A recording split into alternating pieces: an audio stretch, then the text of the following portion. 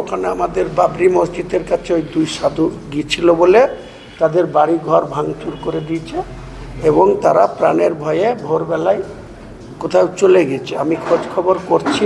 তাদেরকে সর্বাঙ্গপুরে বাড়ি, যে ভদ্রলোক এসেছিল ওনার টাইটেল নাম ভুলে গেলাম, দাস টাইটেল।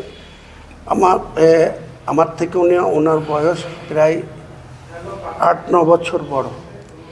আমার যখন সাইকেলের দোকান ছিল 1978 সাল থেকে 1982 সাল, রঞ্জিত ঘোষ বলে একজন বহরমপুরের হোলসেলার, যেখানে সুনিতা কাপুরের দোকান, ওইখানে একটা হোলসেলার সাইকেলের দোকান ছিল, রঞ্জিত ঘোষ তার প্রোপাইটার। ওখান থেকে আমি সাইকেলের পেয়ার পার্টস নিয়ে এসে, তখন এর সরকার, সিপিএমের সরকার, তাদের সরকারের প্রাইমারি স্কুলের বেতন ছিল 110 টাকা। 110 টাকায় প্রাইমারি স্কুলের বেতন পেত মাস্টাররা। একটা 225 টাকা দিয়ে সাইকেল কেনার ক্ষমতা কোনো প্রাইমারি স্কুলের ছিল না। আমাকে 20 টাকা করে মান্থলি জমা দিয়ে আমার কাছ থেকে সাইকেল নিয়ে চাপতো, মাস্টারি করতে যেত। এই সব ইতিহাস আমাদের জানা। তখন থেকে এই সর্বাঙ্গপুরের এই ভদ্রলোকের সাথে আমার চেনা। তখন থেকে উনি সাধুর বেশে এখানে আসতো, আমি তাকে খাওয়াতাম। ওখানে কেষ্ট কালু বলে এখনও দোকান আছে, কেষ্ট মারা গেছে, তার ছেলে কালুর দোকান আছে মানিকঘর মোড়ে, সেখানে খাওয়াতাম, তার মিনিমাম যে চাহিদা সেটা দিতাম। এসব করে করে এখনও সম্পর্ক। ও হঠাৎ করে 10 তারিখে রাত্রে আমাকে ফোন করল, আমাকে তুই তুকারি করে, আমি এখনও তাকে দাদাই বলি। তো আমাকে বললো, হুমায়ুন তোর বাবরি মসজিদে আমি যাব। তাহলে চলে আসেন। তো বললো কোনো অসুবিধা নাই তো তোরা? বললাম না, আমার কী অসুবিধা।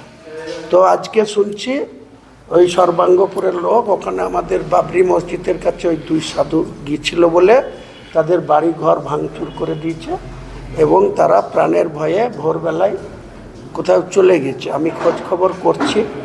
ওনাদেরকে পেলে যত রকম সহযোগিতার দরকার, এমনকি ওনাদের বাড়িতে যে ক্ষয়ক্ষতি করেছে সেই ক্ষয়ক্ষতির যা দরকার আমি সেটাও ব্যক্তিগতভাবে ওনার পাশে দাঁড়াবো।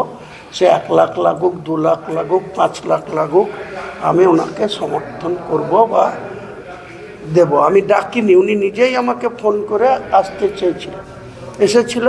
তার উপরে যদি এইরকম অত্যাচার হয়, তাহলে ইসলাম তো শান্তির ধর্ম, কিন্তু সনাতন ধর্মতে তো এইরকম কোনো কিছু আছে বলে আমার জানা নাই। গীতা যারা পড়ে তারা গীতার যদি মানেটা উল্টো করে, তাহলে তাদের সম্বন্ধে আমার কিছু বলার কিছু নেই। তিনি স্বেচ্ছায় এসেছিলেন, তার জন্য তাকে আজকে আক্রান্ত হতে হচ্ছে, তার বাড়িঘর ভাঙচুর করা হয়েছে। তিনার আমি খোঁজ খবর রাখছি। খোঁজ পেলেই তাকে, আমার দরকার হলে, আমার 2-3টে বাড়ি আছে, আমার বাড়িতেও রেখে দেবো, একটা আলাদা বাড়িতে রেখে দিয়ে তার যা সাপোর্ট দেওয়ার আমি দেবো।